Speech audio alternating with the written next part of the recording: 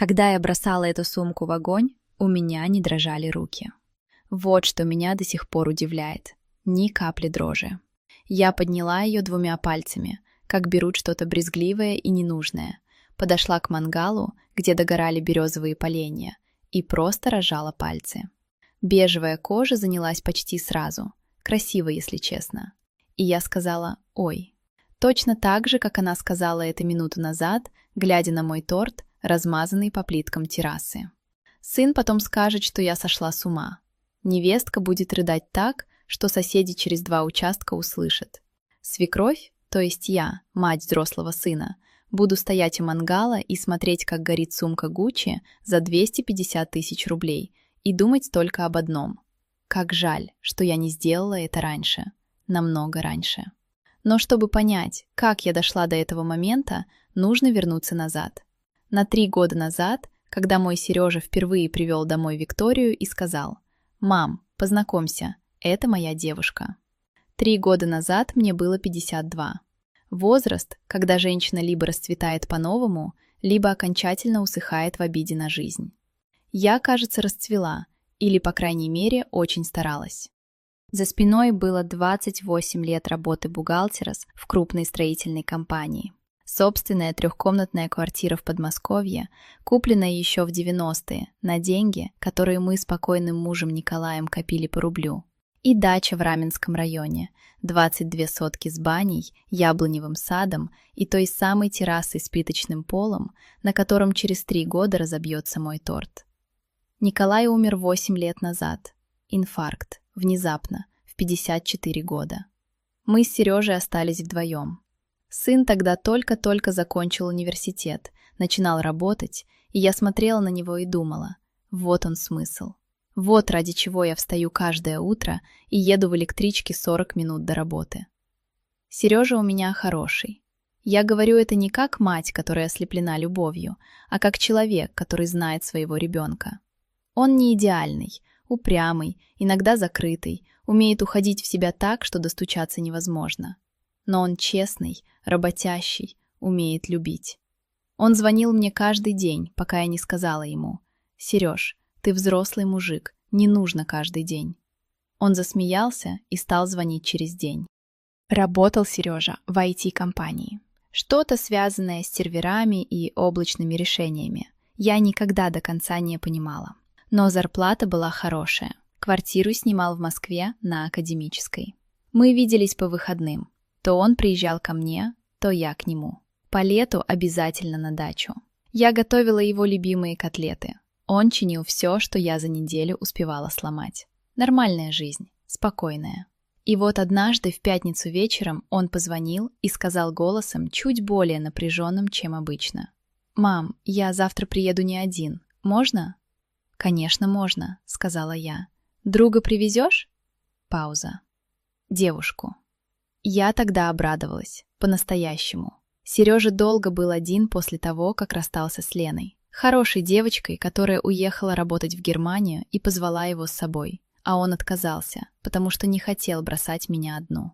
Я потом долго ругала себя за это. Нужно было подтолкнуть его, сказать: «Езжай, я справлюсь». Но не сказала. И Лена уехала без него.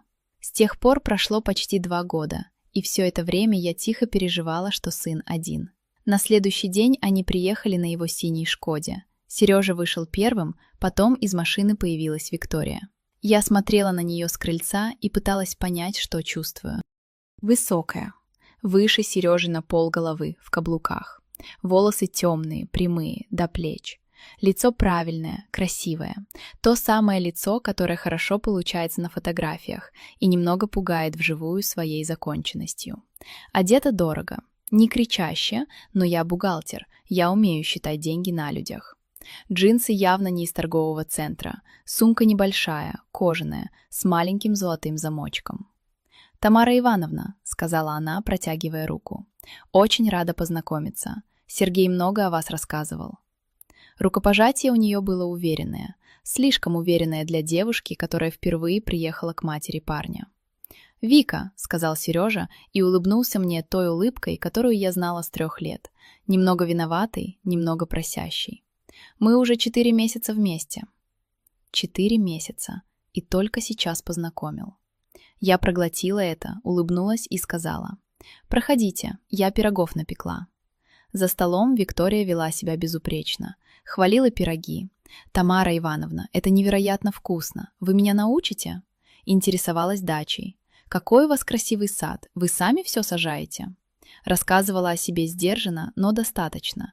Работает в маркетинговом агентстве, руководит отделом, до этого жила в Питере, 2 года как в Москве. Родители в Петербурге. Отец – какой-то бизнес, не уточнила какой. Сережа смотрел на нее с таким лицом, что у меня сжалось сердце. Не от ревности, нет, от узнавания. Именно так Николай смотрел на меня в первые годы. Этот взгляд, когда человек не может поверить своей удаче. Они уехали вечером. Я вымыла посуду, вышла на террасу с чаем и сидела в темноте, слушая, как стрекочут кузнечики в траве. Думала о Виктории. Что-то в ней было не так, я не могла сформулировать что. Все правильно, все красиво, все вежливо. Но было ощущение, как когда смотришь на очень хорошую копию картины. Вроде бы все на месте, а что-то не живет. Я списала это на себя, на материнскую ревность, на страх потерять сына, на усталость. «Тамара, ты стала мнительной», — сказала я себе вслух в темноту. Кузнечики не ответили. Через полгода Сережа сообщил, что они с Викой переезжают вместе. Еще через 3 месяца, что делают предложение. То есть он делает ей предложение. Кольцо с бриллиантом, ресторан, все как полагается. Позвонил мне заранее. Не спросить разрешения, нет, он взрослый, а просто сказать. Я это оценила. «Мам, ты рада?» – спросил он. «Рада», – сказала я. И почти не солгала. Свадьба была назначена на август следующего года. Времени хватало. Я думала, вот, познакомимся ближе, притремся, найдем общий язык. Я не та свекровь, которая воюет с невесткой. Я современная женщина. Я понимаю, что сын живет своей жизнью. Я буду в стороне ровно настолько, насколько нужно. Я даже купила книжку, какую-то популярную психологию про отношения в семье. Прочитала половину и бросила. Слишком много воды. Но посыл усвоила. Не лезь, не критикуй, не сравнивай с собой. Дай им пространство. Виктория начала появляться на даче регулярно, примерно раз в месяц по выходным. Иногда одна с Сережей, иногда с подругами, которых я не знала. Первые несколько раз все было нормально. Она помогала накрывать на стол, хотя чувствовалось, что это не ее стихия. Спрашивала про цветы в саду. Однажды попросила научить ее делать варенье. Я обрадовалась. Мы провели полдня у плиты, и это было, пожалуй, лучшее наше время вдвоем. Но потом что-то начало меняться. Медленно, почти незаметно, как вода, которая точит камень. Сначала я не могла поймать, в чем дело. Просто стало чуть холоднее, чуть больше расстояния. Чуть меньше «Тамара Ивановна» и чуть больше взглядов поверх головы. А потом был мой день рождения. 60 лет. Круглая дата. Я готовилась к нему месяц. Заказала торт в кондитерской на Новорязанском шоссе, той самой, где пекут на заказ с живыми цветами из крема. 3000 рублей за килограмм, 5 килограммов, 15 тысяч. Для меня это деньги, но раз в жизни 60 лет бывает. Торт получился невероятный. Белый, с розами из крема, розовыми и кремовыми. И надписью «С юбилеем, Тамара» золотыми буквами. Я поставила его на стол на террасе, отошла на шаг и почувствовала что-то теплое внутри. Редкое ощущение, когда понимаешь, что жизнь, несмотря ни на что, красивая штука. Гостей было человек 20. Подруги, коллеги, соседи с дачного поселка, брат с женой из Рязани. Сережа приехал с Викторией. Все шло хорошо. Тосты, смех, шашлык, музыка из колонки. Я была счастлива. По-настоящему, без оговорок.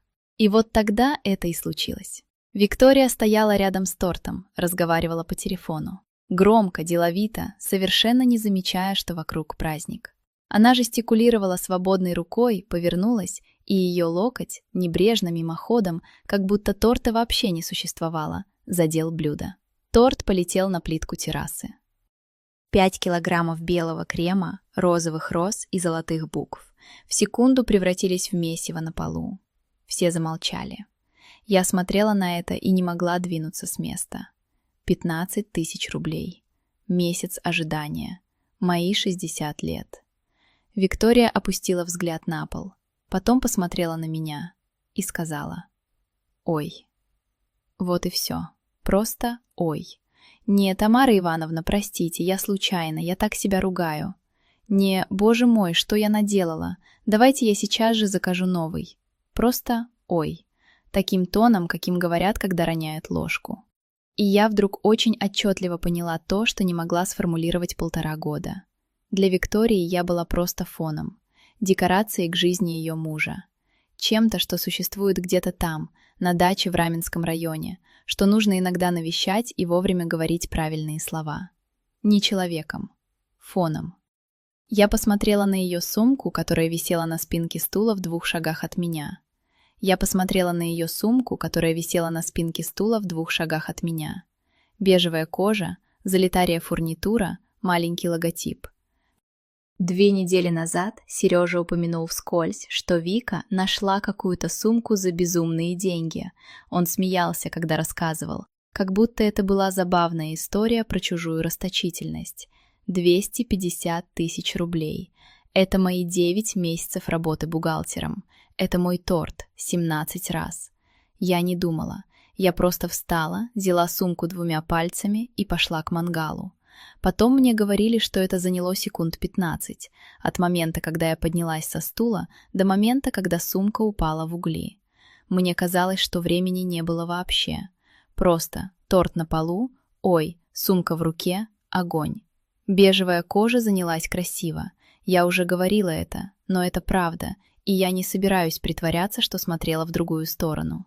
Сначала потемнели края, потом пошел густой белый дым с запахом паленой кожи и чего-то химического, лак, наверное, или пропитка. Золотая фурнитура не горела, просто чернела. «Ой», — сказала я. Тишина была такой плотной, что я слышала, как потрескивают поленья. Потом Виктория закричала. Не заплакала, именно закричала. Резко, на высокой ноте, как будто ей физически сделали больно. «Что ты делаешь? Это Гуччи, ты понимаешь? Ты сумасшедшая!» Она бросилась к мангалу, но я стояла между ней и огнем и не двигалась. Она остановилась в метре от меня, и я увидела в ее глазах что-то, чего раньше никогда не видела. Настоящую ярость. Не светскую холодность, не вежливое пренебрежение. Живое, горячее бешенство.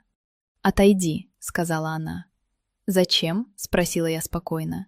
«Торт уже не спасти, и сумку тоже». Сережа появился откуда-то сбоку. Я не видела, откуда он шел. Просто вдруг он оказался рядом, хватал меня за плечо, говорил что-то быстро и неразборчиво.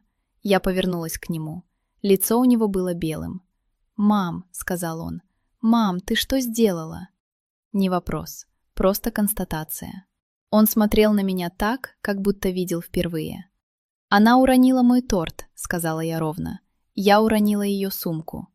«Это разные вещи». «Да», — согласилась я. «Ее сумка стоит намного дороже. Наверное, мне следовало взять что-нибудь подешевле». Сережа открыл рот и закрыл. Виктория стояла чуть поодаль и плакала. Уже по-настоящему плакала, не кричала. И в этих слезах было что-то такое, что я не могла смотреть. Не жалость. Что-то другое, что я тогда не смогла назвать. Гости расходились тихо, по одному. Я видела, как соседка Нина Петровна из 3-го дома уводит своего мужа, не оглядываясь.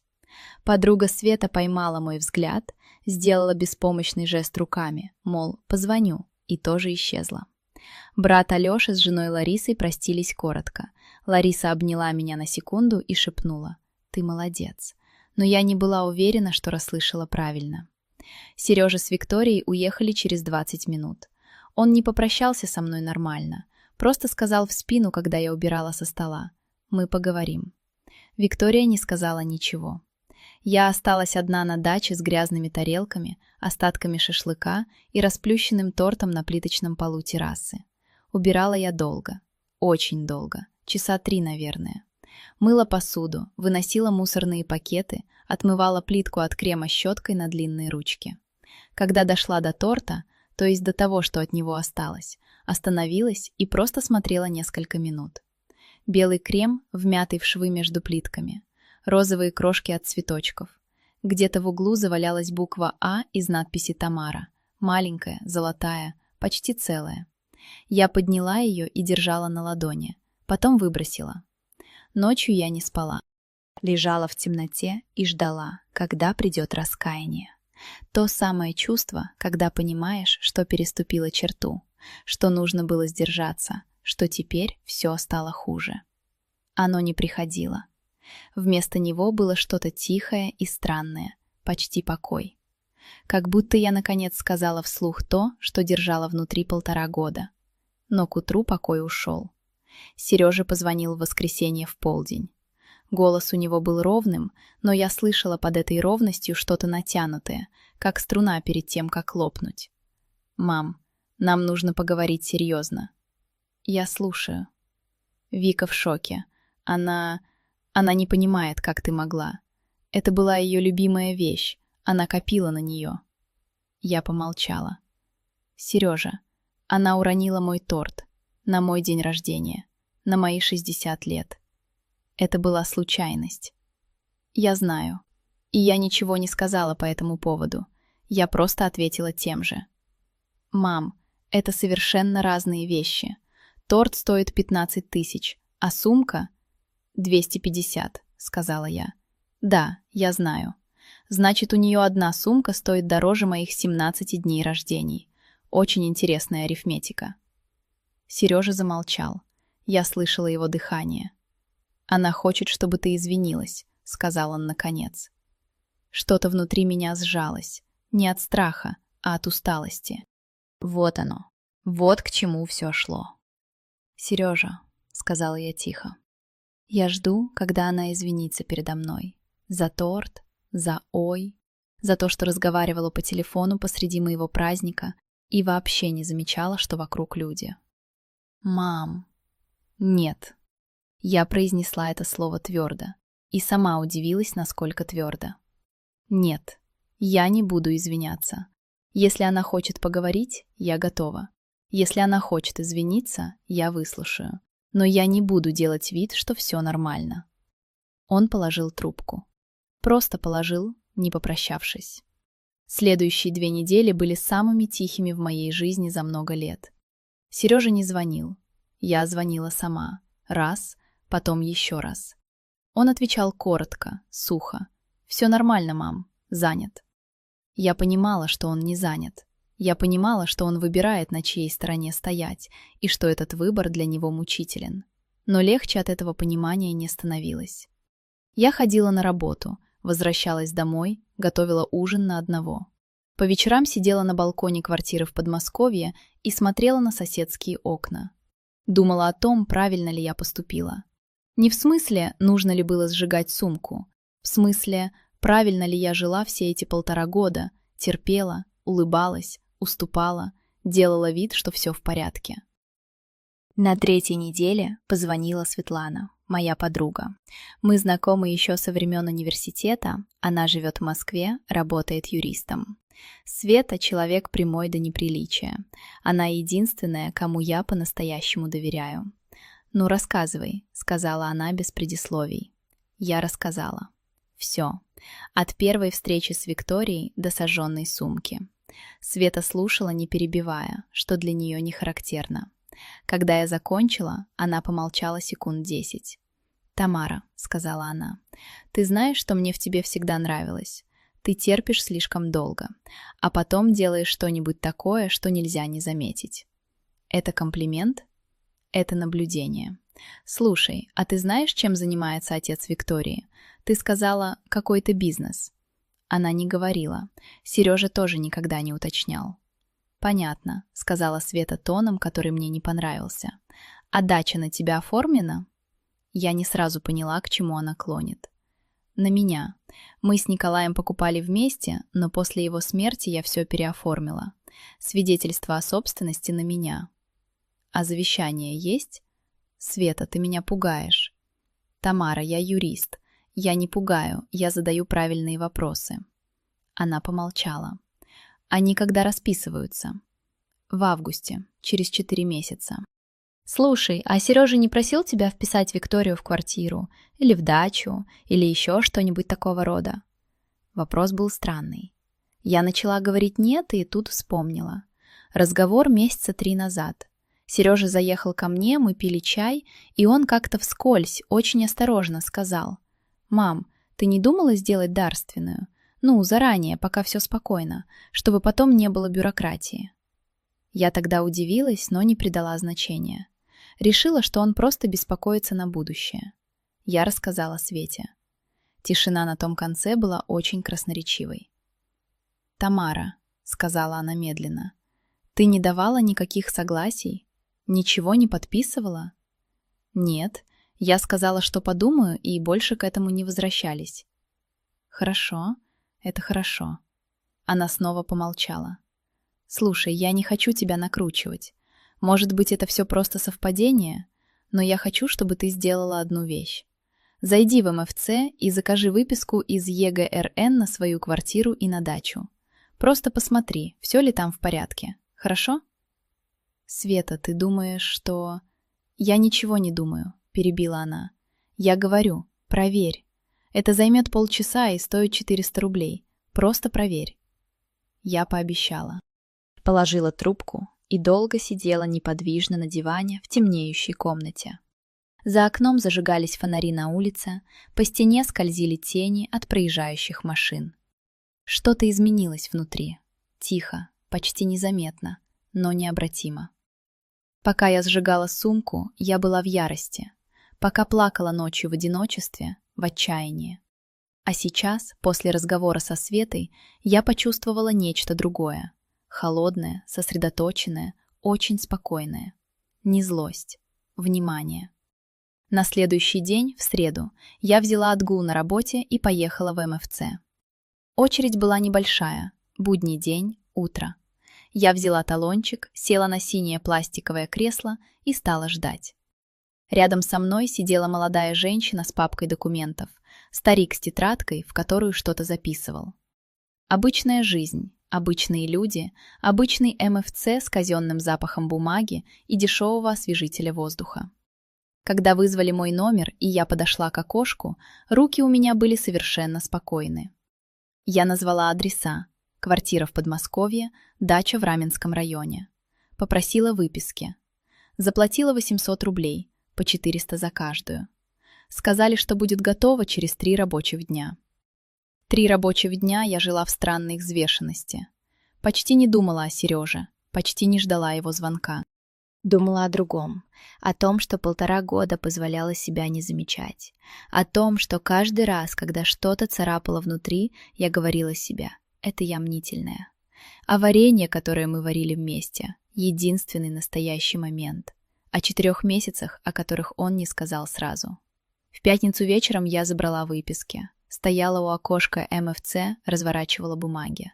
Сотрудница уже смотрела на следующего. Я читала строчки. Кадастровый номер, правообладатель, ограничения, обременения. И вот там, в графе, где должно было стоять только мое имя, я увидела кое-что еще. В графе правообладателя стояло мое имя. Но ниже, в разделе обременений, значилось: договор дарения, зарегистрирован 14 марта, правополучатель Сергей Николаевич. Я перечитала трижды, потом еще раз. Буквы не менялись. Дата — 14 марта. Я вспомнила этот день мгновенно, с той точностью, с которой помнишь вещи, которые потом оказываются важными. Сережа приехал ко мне в пятницу вечером. Сказал, что соскучился, мы пили чай, смотрели какой-то старый фильм по телевизору. Потом он попросил посмотреть какие-то документы на дачу. «Для банка, мам. Там ипотечный вычет какой-то мутный. Мне нужно уточнить площадь». Я достала папку с бумагами. Он листал, что-то фотографировал на телефон. Я в это время мыла посуду. Я ничего не подписывала. Я была уверена в этом абсолютно. Но потом вспомнила, как он положил передо мной какой-то листок и сказал: «Мам, вот тут распишись. Это просто согласие на запрос данных. Стандартная форма». Я расписалась не глядя. Он убрал листок в папку. Мы продолжили смотреть кино. Я стояла у окошка МФЦ и держала в руках бумагу, и сотрудница уже смотрела на меня с легким беспокойством. Наверное, лицо у меня было такое, что она подумала, не вызвать ли скорую. Я сложила листы, сказала спасибо и вышла на улицу. На лавочке у входа я позвонила Свете. Она ответила на втором гудке. «Дача», — сказала я. «Там есть договор дарения. Зарегистрирован в марте». Тишина. Потом. «Тамара, ты сейчас где?» «У МФЦ. Никуда не уходи. Я через 40 минут». Света приехала через 35. Вышла из такси в деловом костюме с большой кожаной папкой.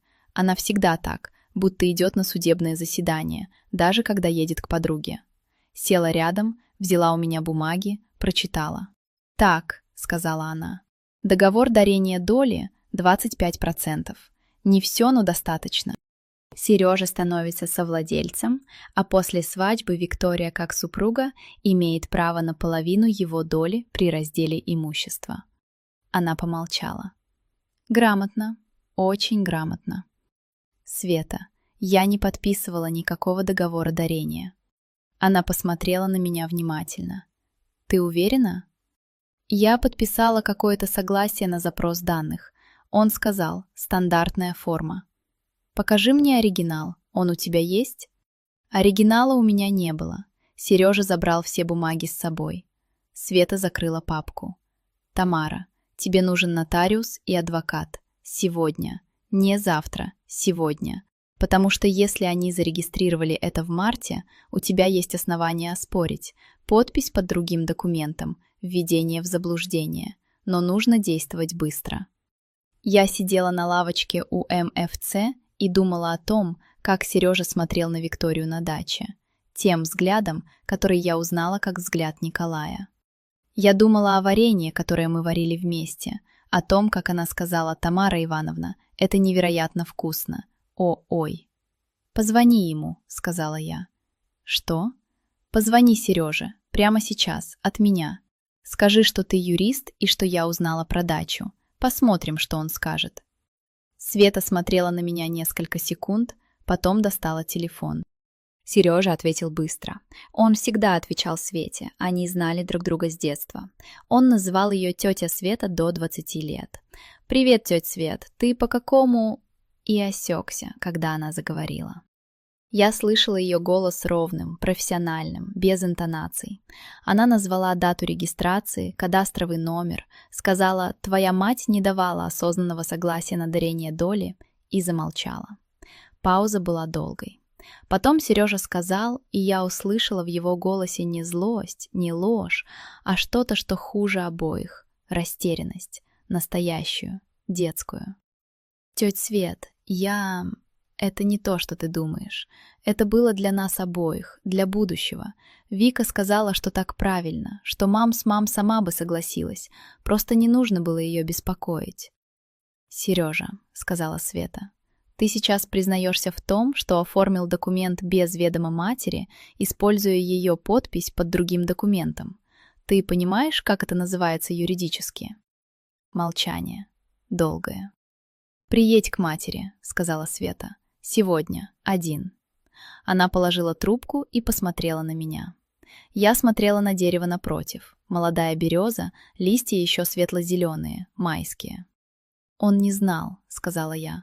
«Он не понял, что делает». «Тамара», — сказала Света тихо, — «это не меняет того, что произошло». «Я знаю». Я встала с лавочки. «Но это меняет, с кем именно мне нужно поговорить». Сережа приехал в тот же вечер. Один, как Света и сказала. Позвонил в дверь в 8 часов, и когда я открыла, я увидела его лицо. Серое, осунувшееся, как будто он не спал последние сутки. Может быть, так и было. Он вошел, сел за кухонный стол, на то же место, где всегда сидел с детства, и положил руки перед собой. Молчал. Я поставила чайник, достала кружки. Те самые, синие в белый горошек, которые он любил. Поставила перед ним. Тоже села. «Рассказывай», — сказала я. Он рассказал. Долго, иногда останавливаясь, иногда повторяясь. История складывалась в картину, которую я уже почти видела, но боялась смотреть в упор. Виктория давно хотела, чтобы дача была в семье, так она формулировала. Говорила, что это правильно, что после свадьбы они с Сережей хотят там жить летом, что нужна стабильность, что мало ли что. Сережа слушал и соглашался. Он всегда соглашался, когда Вика говорила уверенно. Она предложила оформить дарение Доле, сказала, что это стандартная практика, что мама только обрадуется, что не нужно ее грузить бюрократией. Нашла нотариуса, подготовила документы, объяснила Сереже, что нужно попросить у меня подписать согласие на запрос кадастровых данных. Просто формальность. «Ты понимал, что это не формальность», — сказала я. Он опустил голову. «Мам, она сказала, что ты бы в любом случае согласилась, что это для нас обоих лучше. Я не думал, что это...» «Ты не думал», — повторила я. «Сережа, ты не думал». Тишина. Чайник щелкнул. «Она тебя любит», — сказал он вдруг, и в голосе у него было что-то такое отчаянное, что у меня сжалось горло. «Мам, она выросла в семье, где все планируют заранее, где имущество всегда оформлено правильно. Она не со зла». Я смотрела на своего сына, взрослого мужчину 40 лет, которого я знала с первой минуты его жизни, и думала о том, что любовь умеет быть слепой совершенно по-разному. Иногда она слепа к чужим недостаткам, а иногда к собственным поступкам. «Сережа», — сказала я собираюсь оспорить этот договор. Света поможет. Скорее всего, его признают недействительным, потому что согласие получено обманом». Он поднял на меня глаза. «Но я не делаю это против тебя», — продолжила я. «Я делаю это потому, что нельзя строить будущее на том, что взято без спроса, даже у матери. Особенно у матери». «Мам, дай мне договориться». Я говорила ровно, и это давалось мне с трудом, но я говорила. «Если вы с Викой хотите иметь отношение к даче, приходите, разговаривайте, просите. Я не монстр, я твоя мать. Но это должно быть честно, понимаешь?» Он кивнул, медленно, как будто каждое движение давалось с усилием. И еще одна вещь. Я встала, подошла к окну, постояла спиной к нему. «Я хочу поговорить с Викторией, не через тебя, лично. Вы оба приедете в субботу на дачу, и мы поговорим втроем». «Она не...» Он начал и остановился. «Она приедет», — сказала я. «Или не приедет, и тогда вы оба получите ответ на вопрос, который еще не задавали». В субботу они приехали в полдень. Сережа вышел из машины первым, как всегда, и лицо у него было напряженным, собранным. Виктория вышла следом, без сумки, понятно, без какой. В светлых брюках, в блузке, волосы убраны. Красивая, правильная. И впервые за 1,5 года без той легкой небрежности в осанке, которая всегда говорила «я здесь гость, и это меня не особо касается». Я встретила их на террасе. Плитка была чистая. Я отмыла ее до темна в тот вечер после дня рождения. Никаких следов. «Садитесь», — сказала я. На столе стоял чай и 3 кружки. Виктория села. Сережа сел рядом с ней. Я осталась стоять. Не из театральности, просто так было удобнее думать. «Вика», — сказала я хочу, чтобы ты мне ответила на один вопрос. Честно. Ты знала, что я не давала сознательного согласия на дарение Доли?» Пауза. Виктория смотрела в стол. Потом подняла глаза, и я увидела в них что-то, чего ожидала меньше всего. Не вызов, не холодность, а усталость. Настоящую. «Я думала, что так проще», — сказала она, «что вы бы все равно согласились, что незачем устраивать переговоры». «То есть, да», — сказала я. Она не ответила. Это тоже был ответ. «Вика», — продолжила я, и голос у меня не дрожал, что снова меня удивило. «Я сожгла твою сумку. Это было импульсивно, и, возможно, это была не лучшая реакция. Но ты знаешь, что меня в этом не раскаивает? Не то, что сумка сгорела, а то, что ты наконец посмотрела на меня по-настоящему. Вот так, как сейчас. Не сквозь меня, не поверх меня, а на меня». Виктория молчала. Сережа смотрел в кружку. «Я не воюю с тобой», — сказала я. «Я никогда не хотела воевать. Я хотела одного, чтобы ты видела во мне человека. Не свекровь, не препятствие, не имущество, которое нужно правильно оформить. Человека. Что-то изменилось в ее лице. Медленно, почти незаметно, как меняется свет на закате. «Я слышу вас», — сказала она. Тихо, без интонации превосходства. Просто тихо. «Это хорошо», — сказала я и, наконец, тоже села. Договор дарения света оспорила за 3 недели. Нотариус, который его оформлял, при ближайшем рассмотрении оказался с репутацией, мягко говоря, гибкой. Света нашла 2 других клиентов с похожими историями. Договор признали недействительным без суда, в досудебном порядке. Регистратор сам аннулировал запись, когда Света положила перед ним папку с документами и сказала несколько слов тоном, которым она умеет говорить только в присутственных местах. Сережа не спорил. Я думаю, он был даже немного облегчен, как бывает, когда тяжесть, которую нес, наконец снимают с плеч, пусть и не самым приятным образом. Свадьбу они не отменили. Она прошла в августе, как и было запланировано.